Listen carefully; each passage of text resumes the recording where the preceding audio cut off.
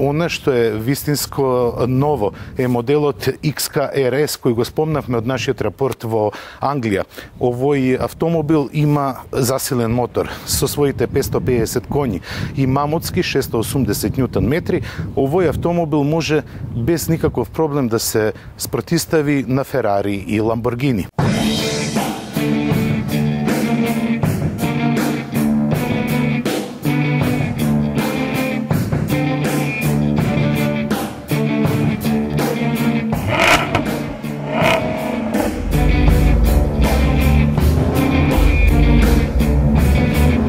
И дојде моментот на вистината.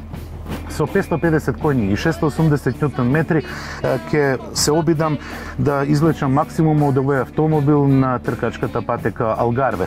Таа е во должина од 4800 метри, една од најновите во светот, постои само 3 години и на неа се одржуваат трките на GT2 и GT3 шампионатот. Но време е за тестот. Она што ме фасцинира во овој автомобил е звукот кој наликува како да е грмотевица. Се уште се наоѓам на старт на целната рамнина, односно на местото на боксовите и излегувам на траката. На располагање, како што ви кажав, имам 550 коњски сили кои звучат извонредно.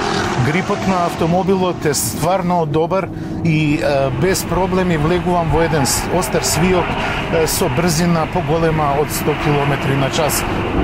Имаме повторно забрзување кое еве веќе достигнавме 180 км на час и повторно сопирање. Грипот е навистина добар и во секој момент можете да го скротите автомобилот иако располагате со извонредна сила која звучи повеќе од добро. Можам да овој автомобил да го споредам и со многу по извиканите, како што е Ферари. Овој автомобил има 550 коњски сили и забрзува од стоечка позиција до 100 км на час за само 4,2 секунди. Бидејќи на патеката сум сам, можам тоа да ви го демонстрирам како изгледа, а тоа делува вака.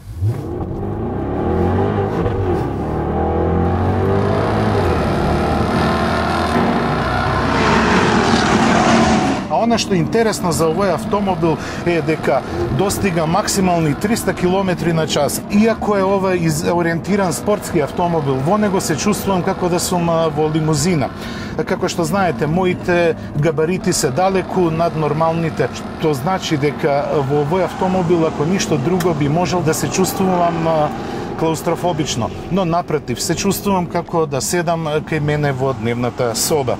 Она што е добро е именувачот, тоа е 6 степен, но одлично менува. Потребни му се само 200 милисекунди за префрлување на брзините, а тоа значи дека е во рамниште на извонредните спортски автомобили кои чинат многу повеќе. Како што реков, Jaguar XKRS чини околу 120.000 евра во Германија. Јас сега, бидејќи се запознав со траката, ќе се обидам со исклучена електроника да направам нешто многу поинтересно. Секогаш се вели дека е добро да се следи патот, но можеби некогаш треба да го следиме малку и накривено. Го уклучувам модусот и стартувам повторно.